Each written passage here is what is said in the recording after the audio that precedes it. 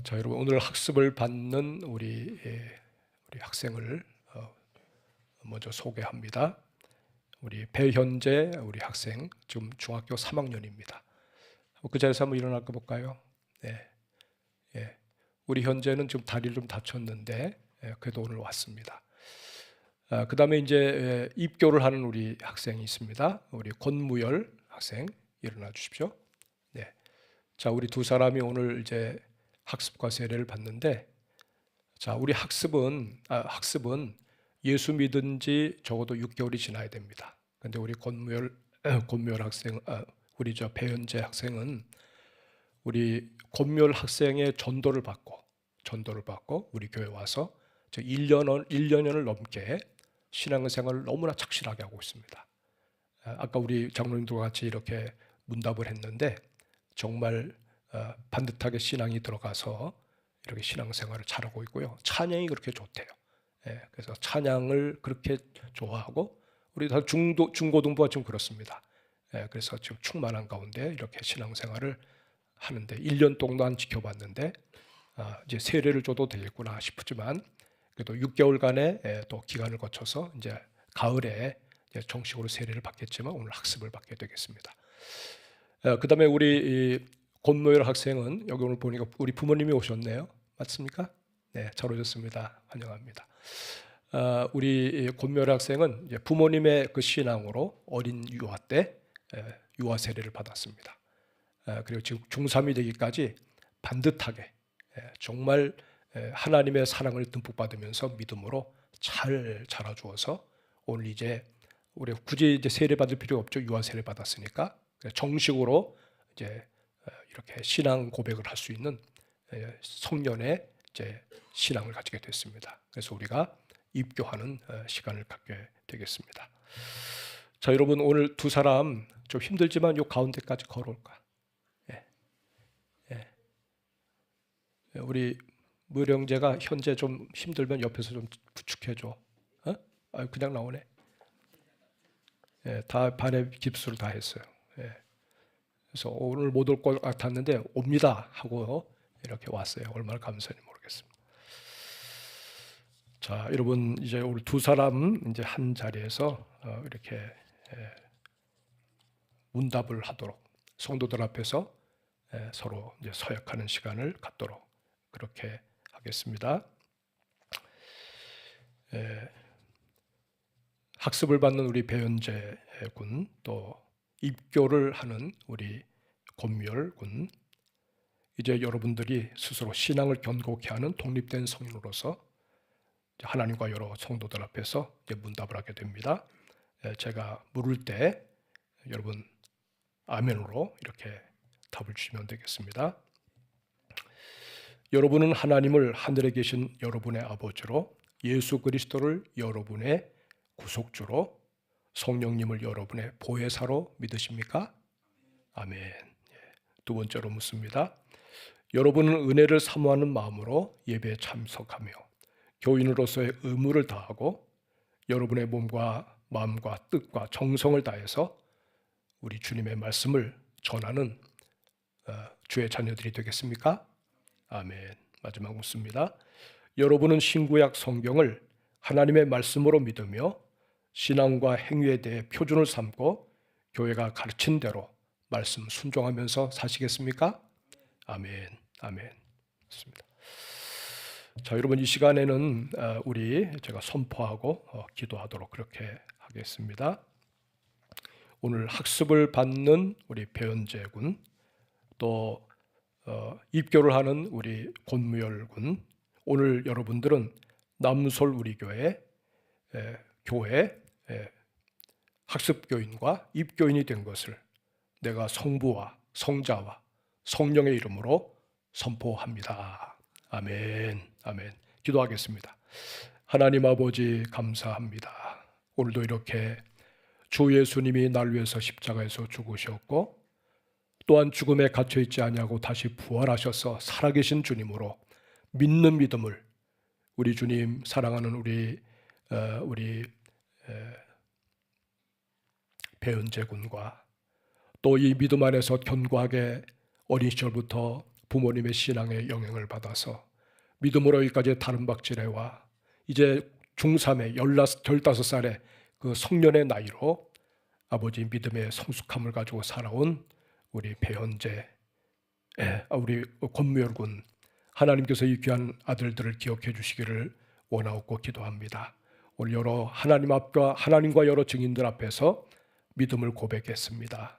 주님이 나를 위해서 죽으신 그리스도요, 부활하신 주님이신 것을 믿고, 성경이 하나님의 말씀인 것을 믿고, 또 지금까지 보여준 대로 믿음 따라서 청년의 때를, 청소년의 때를 믿음으로 잘 달려올 수 있는 은혜를 주신 것을 감사합니다. 이제 모든 이들이 내가 바로 학습교인이요, 내가 바로 입교인이라는 사실을 알게 되었습니다.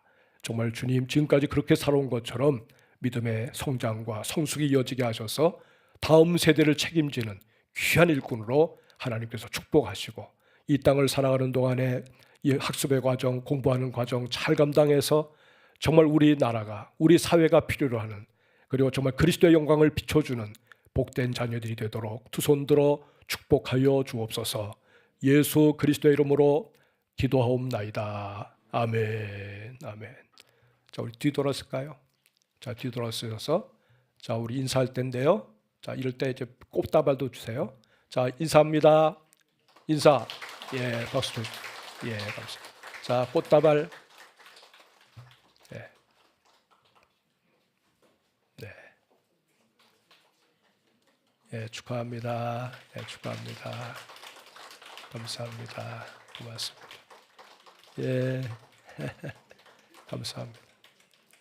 그래. 자, 됐어요? 자, 우리 한번 박수로 뜨겁게 다시 한번 격려하고 들어갑시다. 들어가세요. 예, 감사합니다. 들어가세요. 고맙습니다. 네. 아주 밝고 건강하고 또 주님을 고백하는 그 신앙 고백에 거침이 없어요. 제가 정말 깜짝 놀랐어요. 너무나 감사합니다. 요즘 우리 중고등부 학생부에서 학생들이 굉장히 은혜를 많이 받고요. 요즘 아이들이 또 많이 나옵니다. 계속 격려해 주시면 고맙겠습니다. 우리 선교사님으로 파송된 우리 선교사님들 중에 우리 김광전 선교사님, 또 누구 계세요? 예, 안병화 선교사님 계시는데 한두 달 전에 오셔서 우리 안병화 선교사님 사모님 오셔서 여기서 많은 교육도 받으시고 많은 또 일정을 소화하셨습니다. 언제 가시죠? 오늘이 마지막이에요? 잠깐 나오세요. 예, 잠깐 나오세요. 몰랐어요. 예, 거기 서시면 됩니다. 자, 우리 안병화 사모님, 안병화 선교사님 사모님 이렇게 선교지에서 좀 수고하셨다가 오늘 나오셔서 한 달여 정도 훈련도 받으시고 여러 세미나도 참석하시고 분적에 보내셨는데 이제 이번 주 안에 이제 가십니다. 오늘 마지막 예배를 같이 드리는데 우리 한번 뜨겁게 박수로 한번 격려하십시다. 네, 감사합니다. 고맙습니다. 고맙습니다. 감사합니다. 오늘 그 부활주일이라서 우리 성도님들이 정성껏 계란을 싸고 뭐 그리고 이렇게 해서 이렇게 작품처럼 이렇게 해놨는데 카페 가면 더 멋있게 해놨어요. 그러니까 오늘 카페 참석하지 않고 가시는 분들은 엄청나게 손해 보는 거예요. 꼭 가셔서 같이 보시고 또 오늘 함께 하루를 좀 지냈으면 좋겠습니다.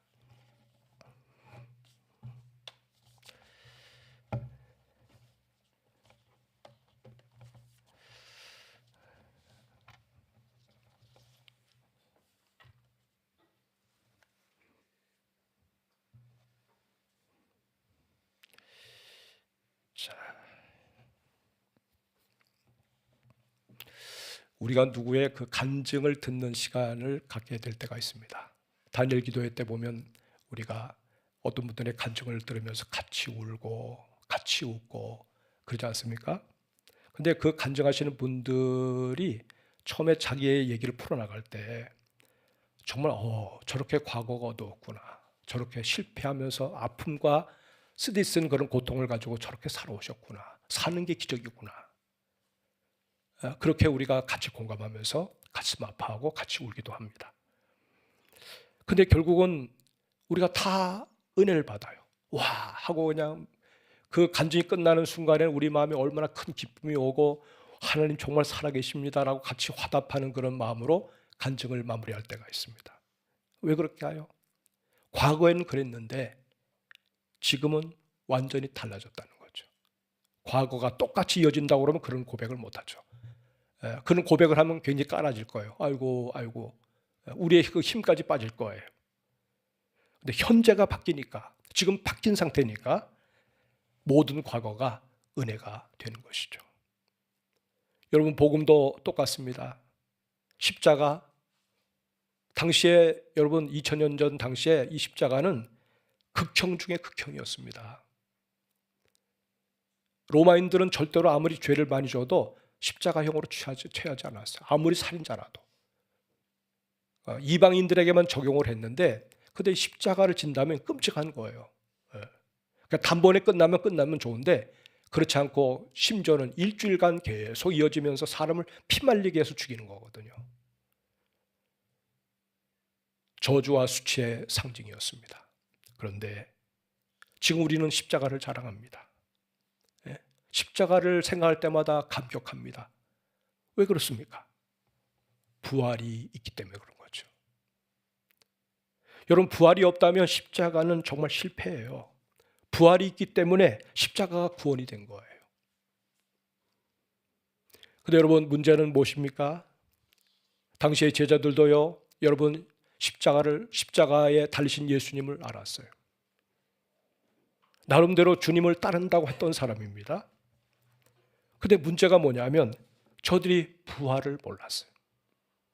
주님 부활하셨다는 소식을 곁으로 들렸어요. 그냥 흘려보냈어요. 믿음을 가지고 있지만 신앙을 가지고 있지만 믿는다고 하는데 실상 어려운 일이 찾아올 때 두려움에 사로잡혀가지고 어쩔 줄 몰라요. 오늘 여기 본문 19절을 보면 알지만 여러분 예수님이 십자가에 못 박히시고 돌아가셨다고 하는 그 다음에 제자들이 어떤 태도를 취했느냐 하면 전부 다 유대인들, 로마 군인들의 그 시선을 피해가지고 다 어디에 다 숨어버렸어요. 아무도 모르는 곳. 서로 뿔뿔이 흩어지지 않고 같이 모아서 어디에 있느냐? 그냥 저 어느 지하 어느 감옥, 지하 어느 은밀한 초소에 그냥 거기 숨어 있었어요. 오늘 여기 성경에 보니까 문을 닫았다고 했습니다. 완전히 차단한 채. 아무도 우리를 알면 안 되니까. 우리도 예수님처럼 그렇게 예수님이 그런 극형을 받으셨는데 그를 따르는 제자된 우리들이 가만히 그냥 성할 리가 없다. 그 두려워서 저들이 다 숨어버린 거죠. 한마디로 말하면 닫힌 인생이 돼버리고 만 거예요. 여러분 이 모습은 낯설지가 않습니다. 그런 모습들이 때때로 우리 안에서도 발견됩니다. 여러분 부활의 줄을 모를 때 그냥 고난이라고 하는 그 상황에 우리가 놓이게 될 때 때로는 사람의 눈치를 봅니다. 세상 앞에서 머리를 못 듭니다. 숨습니다. 책임져야 될 그 자리에서 다 도망쳐가지고 책임지지 못한 인생을 살아가게 됩니다. 왜 이렇게 되었을까요? 오늘날의 교회가 왜 이렇게 연약해졌습니까? 예수를 믿는다고 수십 년을 우리가 신앙생활했다고 그 연수를 자랑하지만 왜 우리의 삶이 이렇게 무기력해졌습니까? 부활의 주님을 못 만났기 때문에 그런 거예요. 부활을 모르기 때문에 상황 따라서 우리의 삶이 출렁거리게 되는 것입니다. 근데 여러분, 근데 놀라운 일이 벌어집니다. 그 부활의 주님께서 제자들에게 찾아오셨습니다. 아니 그 장소가 어딘지 알려주지도 않았는데 근데 부활의 주님이 그걸 찾아오신 거예요. 죽었다고 생각된 그리스도가 그들 앞에 나타난 거예요. 부활의 몸을 가지신 주님이 이런 벽을 뚫고 그들이 있는 곳에 은밀하게 찾아오셨다고 하는 사실을 듣고 저들은 깜짝 놀란 거예요. 그리고 부활하신 주께서 그들에게 던지신 첫 마디가 뭐였느냐면 너희에게 평강이 있을지어다. 평강이 있을지어다. 샬롬 그러셨어요. 여러분 오늘 본문에 보면 여기 19장 20장 19절로부터 27절까지 보면 샬롬 너희에게 평강이 있을지어다라는 말이 3번이나 나와요. 왜 그렇습니까? 두려움에 사로잡힌 저들, 무기력해진 저들, 그래서 누구와도 접촉하지 않고 단절된 상태로 닫힌 공간에 놓여 있는 저들이 사로잡고 있는 그 감정이 뭐겠어요? 두려움 아닙니까? 여러분, 이 두려움은 인간을 무너뜨리는 것 가운데 가장 큰 영적인 질병이라고 할 수가 있어요.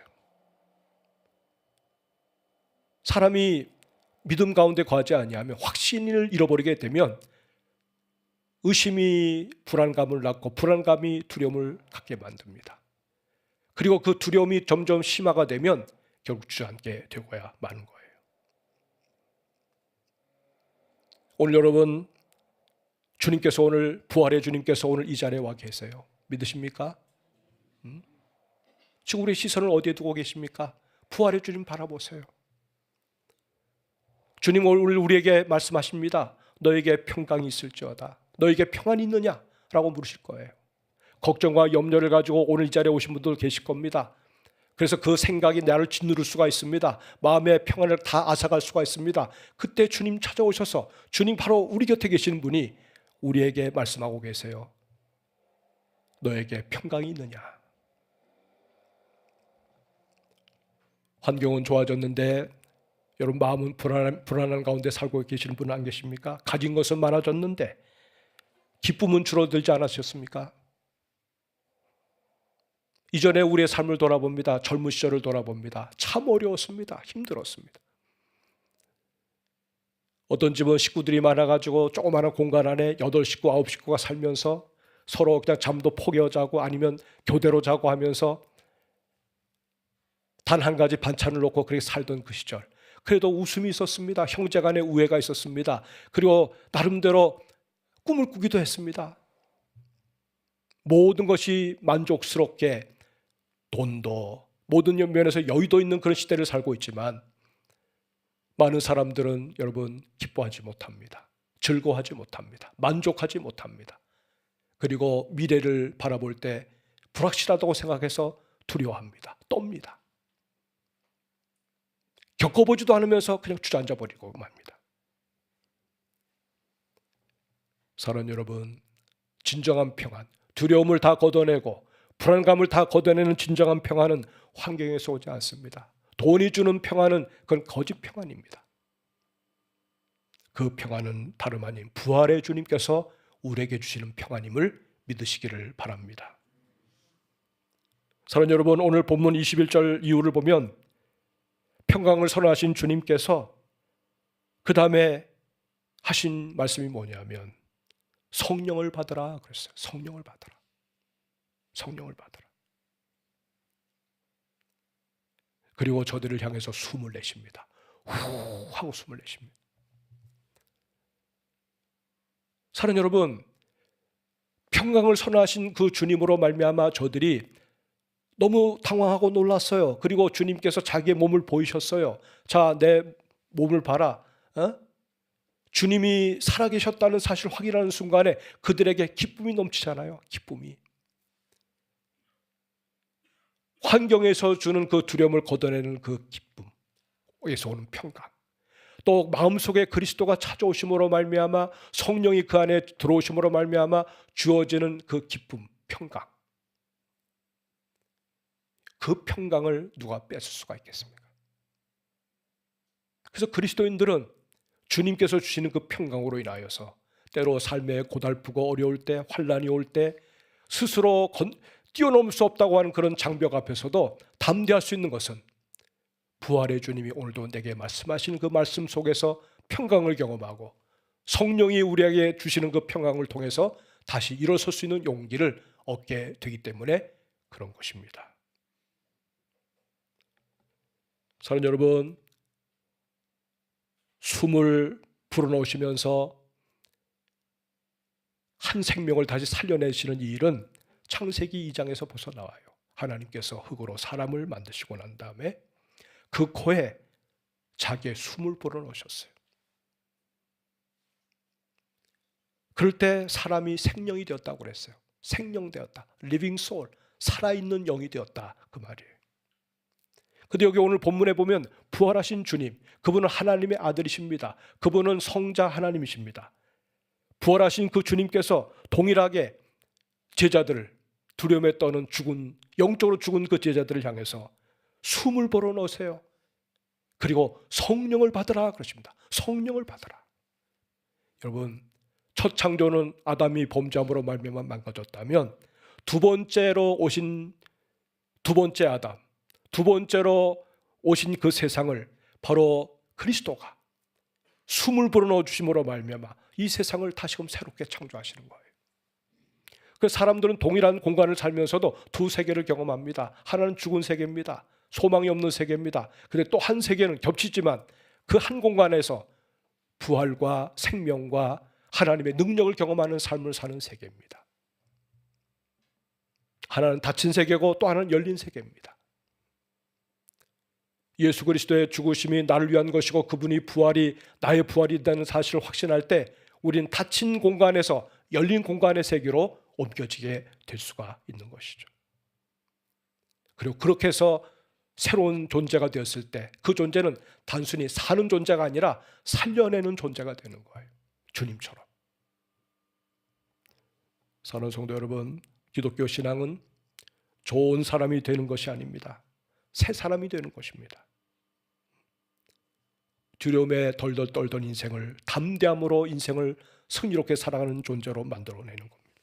사망과 저주에 갇혀있던 인생을 부활 생명으로 말미암아 역동하는 그런 생명으로, 삶으로 만들어내는 것입니다. 무기력한 인생을 부활의 능력으로 덧입히는 그런 인생으로 만들어내는 겁니다. 이 변화는 노력으로 되는 게 아닙니다. 다른 종교를 가만히 연구해 보세요. 네가 해라, 뭐 해라 하지만 여러분, 죽은 존재에게 아무리 해라 자극을 줘보세요. 움직이나?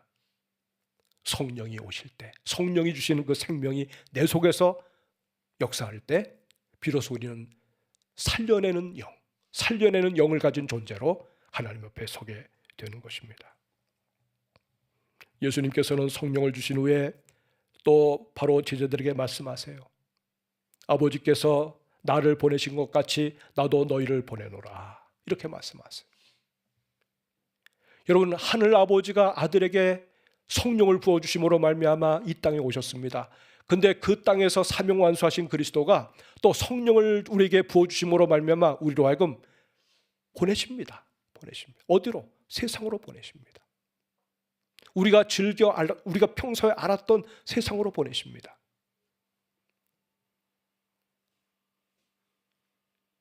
여러분, 성령 없이는 우리가 평강을 누릴 수가 없고 성령 없이는 우리가 사명을 감당할 수가 없습니다. 사명은 버거운 짐이 됩니다. 그래서 성령 없이 우리가 사명의 짐을 지면 무너질 수밖에 없는 것입니다. 그래서 서양 속담에 목회자들에게 어떤 사람이 뭐라고 그러면 그런 얘기 한대요. 성령 없이 일을 하라고 그런답니다. 성령 없이 주의를 하라고 그런다는 거예요. 이게 여러분 좋은 얘기가 아니에요. 성령 없이 어떻게 주의를 합니까? 성령 없이 어떻게 목회 일을 합니까? 성령 없이 어떻게 여러분에게 주어진 그 자그마한 일을 감당합니까? 여러분, 우리에게 주어진 일은 자그마한 게 없어요. 다 주께서 우리에게 주신 똑같이 중요한 가치 있는 것인데 성령의 도우심의 능력이 없이는 하나님의 일은 지어낼 수가 없는 거예요. 내가 먼저 살아나야 다른 사람을 살릴 수가 있는 겁니다. 내가 치유되어야 다른 사람을 치유할 수가 있는 겁니다. 내가 속에 평강을 가지고 있어야 다른 사람들에게 평강을 얘기할 수가 있는 겁니다. 오늘 여러분, 주님께서 우리에게 삶의 자리를 주셨습니다. 여기가 바로 우리의 선교지입니다. 여러분, 여러분의 가정이 선교지인 줄 아십니까? 가정은 우리 집인데요. 아닙니다. 원래 것이 어딨어요? 하나님께서 우리에게 만들어주신 그 가정은 주님께서 우리를 거기에 보내신 선교지예요. 남편으로 아내로 서고 또 때가 되니까 자녀들이 출생합니다. 그 자녀들은 내가 돌보고 케어해야 할 선교 대상입니다. 사명으로 말미암아 이루어진 그 가정은 남편이 선교사고 아내가 선교사입니다. 우리가 주님의 말씀을 우리가 기억합니다. 사도행전 1장 8절에 보니까 성령이 너희에게 임하시면 너희가 권능을 받고 예루살렘과 온 유대와 사마리아와 땅까지 이르러 내 증인이 되리라 말씀하셨잖아요. 그러면 예루살렘으로부터 시작한 그 복음이 사마리아, 유대, 사마리아, 땅끝까지 이를 때 얼마나 긴 시간이 걸리겠습니까? 복음이 그렇게 전파되는가요? 아니에요. 초기에는 시공간에서는 그렇게 시간이 가지만 여러분, 이 복음의 전파는 동시적으로 이루어지는 겁니다. 동시적으로. 땅끝으로 가라고 그러니까 아이고 저 먼 나라만 생각을 합니다. 땅끝이 어디입니까? 바로 내 앞에 불신자가 있어요. 그 사람이 바로 땅끝이에요. 나에게는.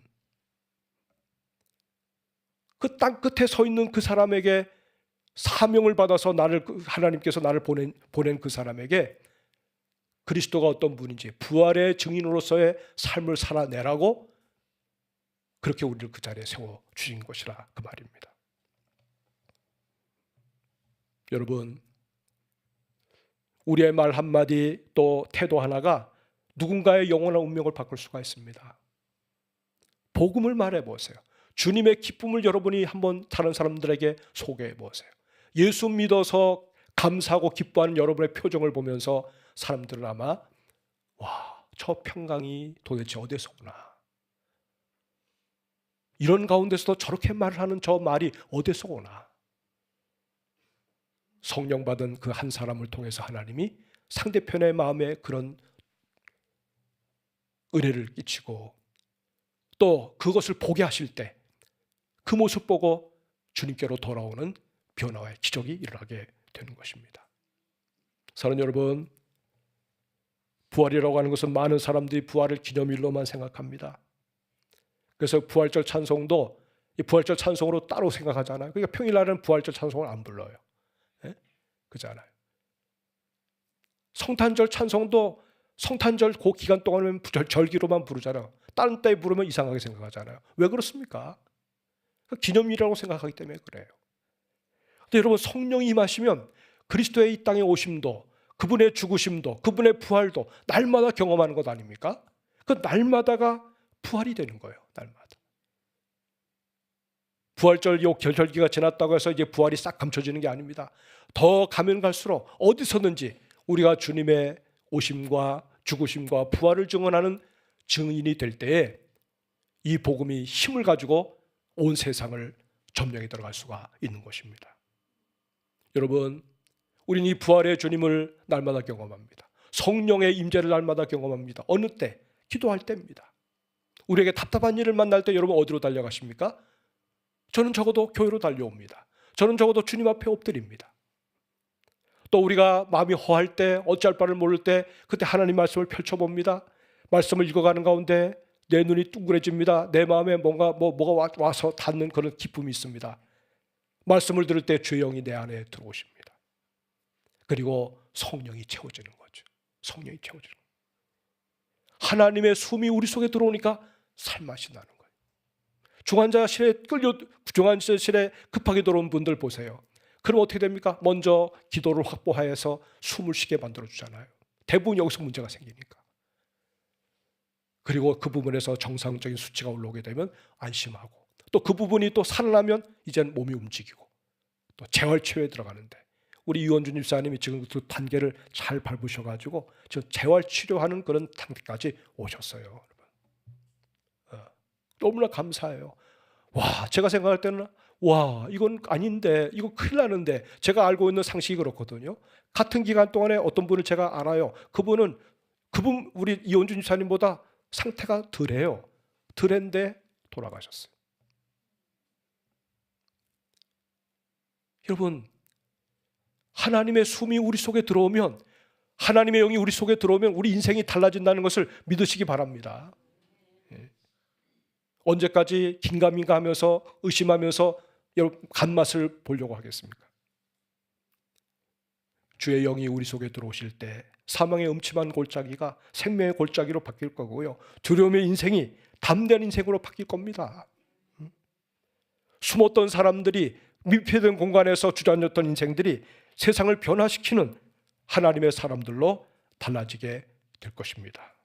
사랑하는 여러분, 부활의 사건은 어제의 사건이 아닙니다. 내가 믿으면 그것이 오늘의 내 부활 사건이 되고 내 인생이 되는 것입니다. 오늘 주님께서는 이 부활절 아침 주님 앞에 나온 저와 여러분에게 말씀하십니다. 너희에게 평강이 있을지어다. 너희에게 평강이 있을지어다. 성령을 받으라. 성령을 받으라. 사랑하는 성도 여러분, 이 시간 결단하시길 바랍니다. 두려움에 갇힌 삶을 내려놓고 성령의 생명의 능력으로 채워지는 인생이 되시기를 주의 이름으로 축복합니다. 두려움에 갇힌 곳에서 절망하지 마시고 닫힌 문을 활짝 제끼시면서 거기서 나오라고 말씀하시는 그 주님의 음성에 호응하면서 주의 뒤를 쫓아가는 분들이 되시기를 주의 이름으로 축복합니다. 믿으면 이것이 나의 인생의 복이 되는 것이고, 믿지 않으면 아무리 귀한 것이 내 앞에 있다 할지라도 내가 누릴 수 없는 그러한 사건이 되게 되는 것입니다. 성도 여러분, 예수의 사람이 되시기를 주의 이름으로 축복합니다. 예수님 부어주시는 성령의 사람이 되시기를 바랍니다. 이 세상을 바꾸는 비전의 사람들이 될 수 있기를 바랍니다. 부활의 주님을 믿을 때 믿음대로 되게 하시는 그 주님으로 힘입어서 오늘부터 또 새롭게 우리가 인생을, 태도를 바꾸고 우리의 마음을 바꾸면 그 위대한 인생을 살아갈 수가 있습니다. 그 축복의 주인공들이 되시기를 주의 이름으로 축복합니다. 아멘. 우리 한 1분 정도